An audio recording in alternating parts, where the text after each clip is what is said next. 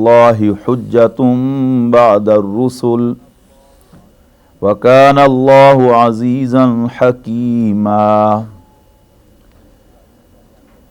اعوذ باللہ من الشیطان الرجیم۔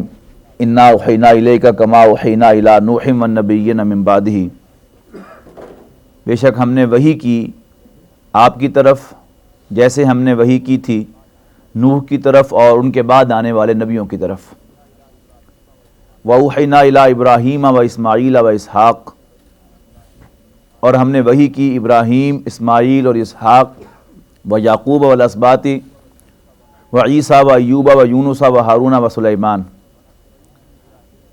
اور ہم نے وحی کی ابراہیم، اسماعیل، اسحاق، یعقوب اور ان کی اولاد، اور عیسیٰ اور ایوب اور یونس، ہارون اور سلیمان کی طرف۔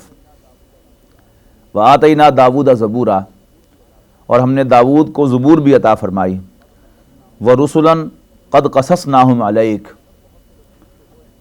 اور بہت سے رسول تو وہ ہیں کہ جن کا ہم نے آپ کے سامنے حال بیان کر دیا، جن کا قصہ ہم نے آپ کو سنا دیا، من قبل، آپ سے پہلے۔ وَرُسُلًا، اور بہت سے رسول ایسے بھی ہیں لم نقصصہم علیک، کہ جن کے بارے میں ہم نے آپ کو قصہ نہیں سنایا، ہم نے آپ کو تفصیل نہیں بتائی۔ وَكَلَّمَ اللَّهُ مُوسَىٰ تَكْلِيمًا، اور اللہ نے موسیٰ سے کلام کیا جیسے کلام کیا جاتا ہے۔ رُسُلًا مُبَشِّرِينَ وَمُنذِرِينَ، یہ سب بہت سے رسول تھے، یہ سب کے سب رسول تھے، مبشرین و منذرین، بشارت دینے والے اور خوشخبری دینے والے۔ لِأَلَّا يَكُونَ لِلنَّاسِ عَلَى اللَّهِ حُجَّةٌ بَعْدَ الرُّسُلِ، تاکہ نہ رہے لوگوں کے پاس اللہ کے سامنے پیش کرنے کے لیے رسولوں کے آ جانے کے بعد کوئی حجت، کوئی دلیل، کوئی بہانہ۔ وَكَانَ اللَّهُ عَزِيزًا حَكِيمًا، اور اللہ تعالیٰ تو ہے ہی بالادست، کمال حکمت والا۔ یہ قرآن مجید کی بہت اہم آیات میں سے ہے۔ اللہ تعالیٰ نے رسول کیوں بھیجے؟ اللہ تعالیٰ نے انسان کو اول تو خود بھی اندھا اور بہرا پیدا نہیں کیا تھا۔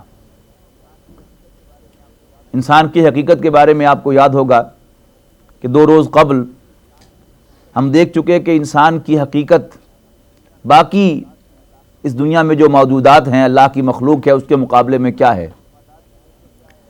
جمادات کی نیچر کیا ہے، نباتات کی نیچر کیا ہے، پھر حیوانات کی نیچر کیا ہے، اور پھر حیوانات کے مقابلے میں انسان جو ہم نے سمجھا تھا وہ یہ تھا کہ انسان کو فزیکل لاز پر بھی ایک کنٹرول حاصل ہے اور حیوانی خواہشات پر بھی ایک کنٹرول حاصل ہے۔ گویا اس کائنات سے آزاد وہ انسان ہے۔ علامہ اقبال کا بڑا خوبصورت شعر ہے کہ خاکی و نوری نہاد بندہ مولا صفات، الفاظ نوٹ کیجئے گا، خاکی و نوری نہاد بندہ مولا صفات، ہر 2 جہاں سے غنی اس کا دل بے نیاز۔ یعنی انسان کا جو قلب اللہ نے بنایا ہے وہ کسی چیز پر ڈیپینڈنٹ نہیں ہے سوائے اللہ کے۔ وہ فزیکل ورلڈ سے بھی آزاد ہے اور اینیمل ورلڈ کی جو ریسٹرکشنز اور جو پابندیاں ہیں اور جو جکڑ بندیاں ہیں اس کی، ان سے بھی آزاد ہے۔ تو انسان کا سب سے پہلا معاملہ یہ ہے کہ انسان کا وجود آزاد ہے۔ اب بورڈ لائے رہنے دے، اب تو انسان کا وجود جو ہے وہ بالکل آزاد ہے۔